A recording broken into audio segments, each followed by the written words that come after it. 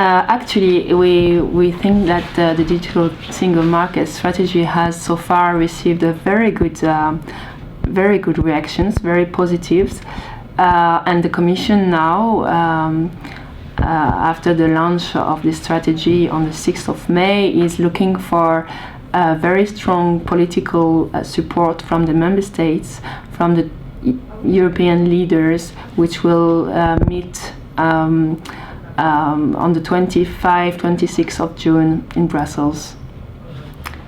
All these actions have, in fact, been called by the vast majority of member states, as well as the vast majority of political groups in the European Parliament.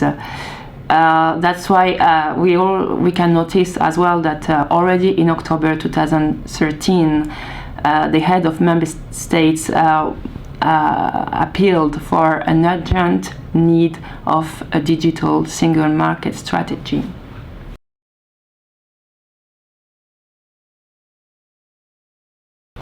As Vice President Ansip in charge with digital single market strategy has said, this is the start of the strategy. It's not, and the start of a long journey. It's not the final point. So that's why we have a very ambitious strategy on the table, 16 initiatives, but now we need to deliver, and we are working on the concrete proposals, which are quite ambitious, because we want to reopen regulatory texts which are for some of them back to before the internet world. I'm thinking about the Copyright Directive, for example, which dates back to 2001. So that's why we need to deliver now, and we want to be very efficient, quick and balanced between the interests of the consumers online and the interest of the creators, the artists gaining their money from online work. But we can't say that it's not ambitious enough, because it's realistic.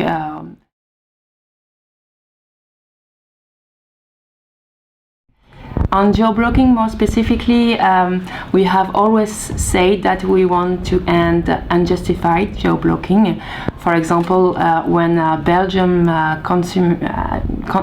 wants to rent a car to go to Spain, he wants to rent a car from a Spanish website, and he's blocked because of his locality. So that's why we want to end unjustified geoblocking. On the other hand, copyrights, we want to improve access to content for consumers online, or more generally internet users, and to improving access will mean modernizing the EU copyright rules, which are back to 2001, so before the internet world.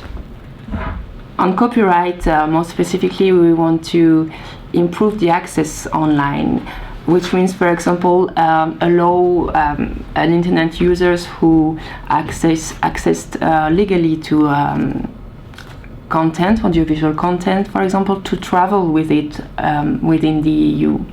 We also want to have better access to online services to other EU member states, and we want to harmonize the exceptions to copyrights, for example, for schools, researchers, students, because we feel a need to have more access to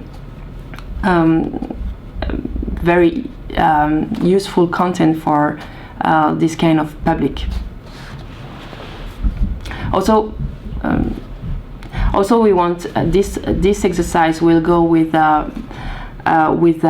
initiatives to enforce more the rights of the creators online.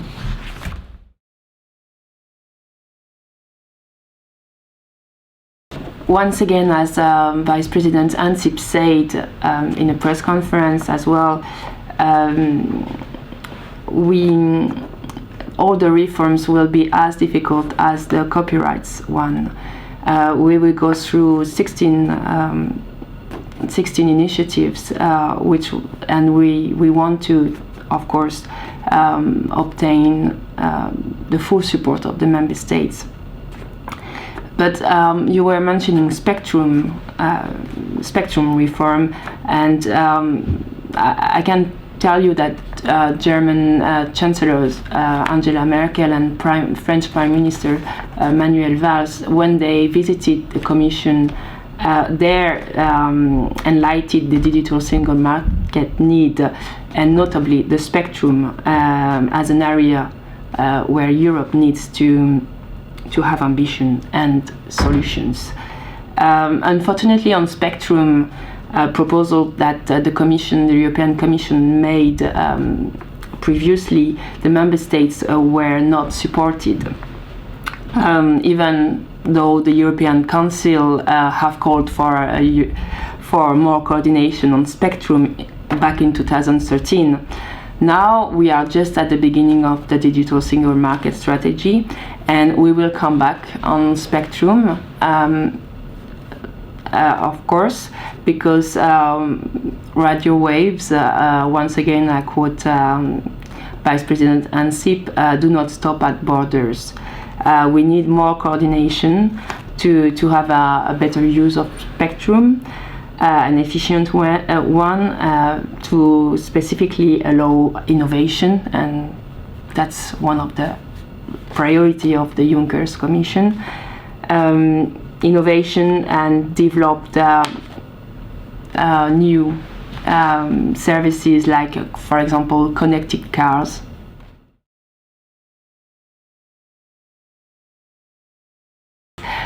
The Commission, with the digital single market strategy, has decided to launch a comprehensive assessment of the role of platform, including on sharing economy. We can take the example of Uber, for example, but it will be launched until only at the end of 2015. So that's the next step. We have already quite detailed. We already know quite in detail what we want to know. We will analyze the transparency in the search results, involving, for example, paid for links or advertisement. We will analyze the platform usage of information they collect, and relation between platforms and suppliers, constraints on the ability of individuals and businesses to move from one platform to another. And finally, we will analyze how best to tackle illegal content on the internet. So it's quite a comprehensive study, and it's really too early to detail a calendar because it's not yet set.